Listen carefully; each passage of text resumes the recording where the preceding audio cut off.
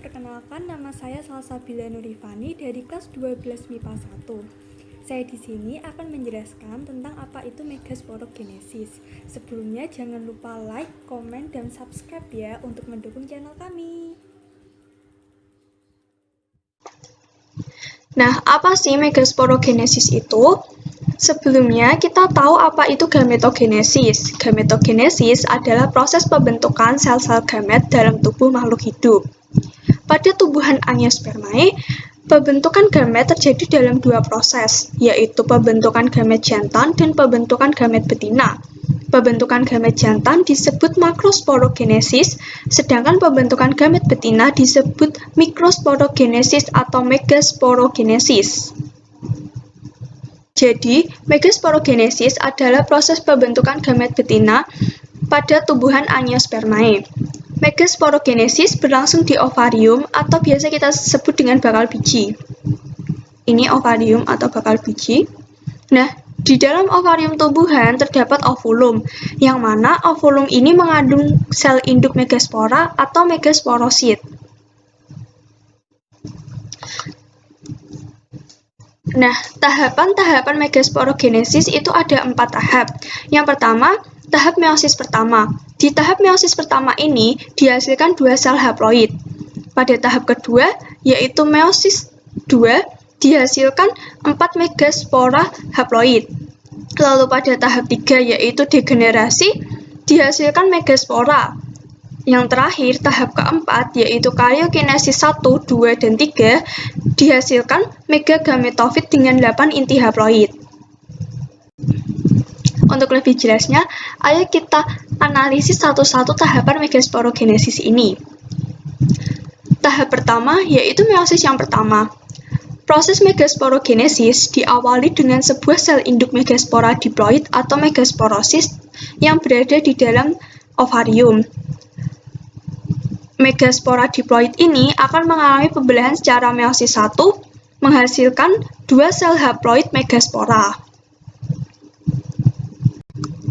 Selanjutnya, pada tahap meiosis kedua, kedua sel haploid hasil meiosis pertama tadi kemudian mengalami pembelahan secara meiosis 2 dan dihasilkan 4 megaspora haploid. 4 megaspora haploid ini lalu mengalami degenerasi. Seperti pada proses oogenesis pada manusia, dari 4 megaspora yang dihasilkan pada meiosis kedua, 3 diantaranya akan mengalami degenerasi, menyisakan 1 sel megaspora haploid.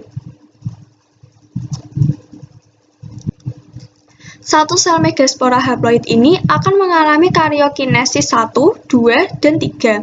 Pada karyokinesis pertama, inti sel membelah menjadi 2 inti sel. Pada karyokinesis yang kedua, 2 inti sel tadi akan membelah lagi menjadi 4 inti sel. Dan yang terakhir, karyokinesis ketiga, 4 inti sel tadi akan membelah lagi menghasilkan 8 inti sel. 8 inti tadi, 3 inti diantaranya akan bergerak ke salah satu kutub sel yang disebut kutub kalaza. 3 inti lain akan bergerak ke kutub berlawanan atau kutub mikrofil. 2 inti sisanya tetap berada di tengah. 2 inti ini kita sebut dengan inti kandung lembaga sekunder. 3 inti di kutub kalaza disebut inti antipoda. Sedangkan di kutub mikrofil, 1 ovum berada di antara 2 inti sinergit.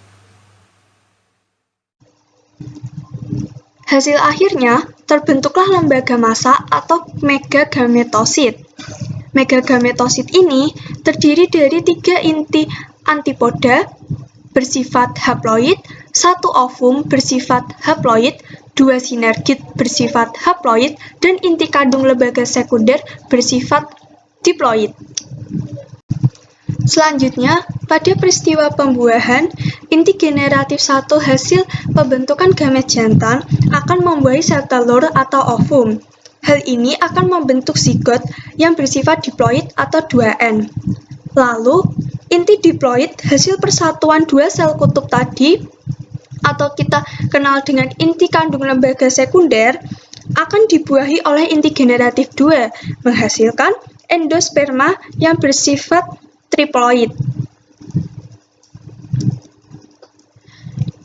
Sekian penjelasan saya tentang megasporogenesis. Jangan lupa like, komen, dan subscribe ya.